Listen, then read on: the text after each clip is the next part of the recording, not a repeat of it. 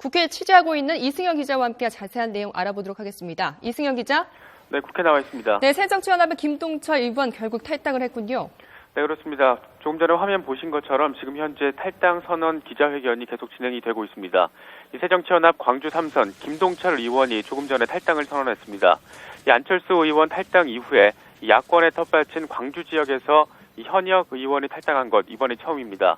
김 의원은 조금 전 회견에서 이 국민의 요구와 승리의 길을 외면하는 지금의 새정치연합은 더 이상 희망이 없다고 생각한다 이렇게 밝히면서 탈당을 선언했습니다.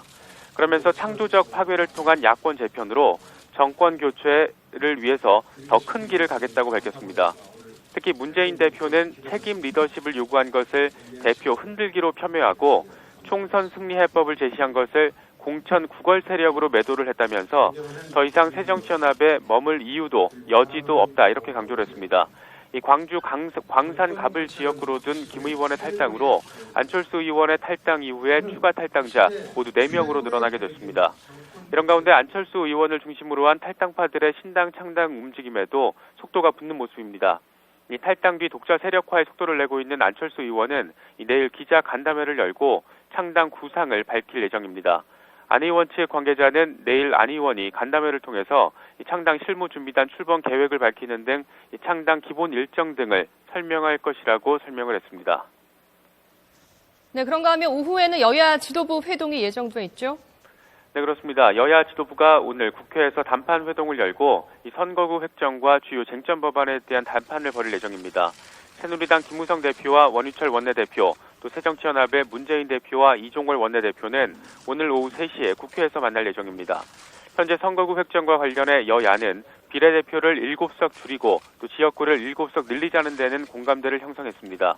하지만 야당의 연동형 비례제 도입 요구에 대해서 여당은 받을 수 없다 이 같은 입장이어서 견해차가 여전합니다.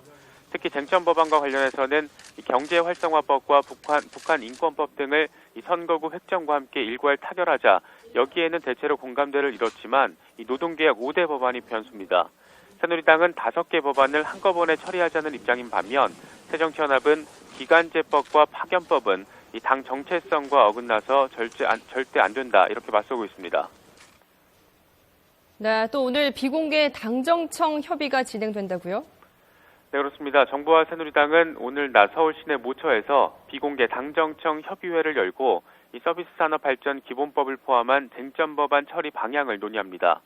오늘 당정청 협의회는 새누리당에서는 원유철 원내대표와 김정훈 정책위의장 등이 참석을 하고 이기권 노동부 장관, 또 윤상직 산업부 장관, 그리고 청와대 관련 수석들이 참석할 것으로 알려졌습니다.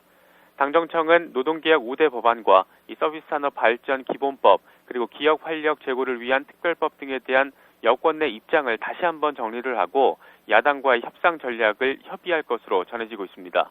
지금까지 국회에서 YTN 이승현입니다.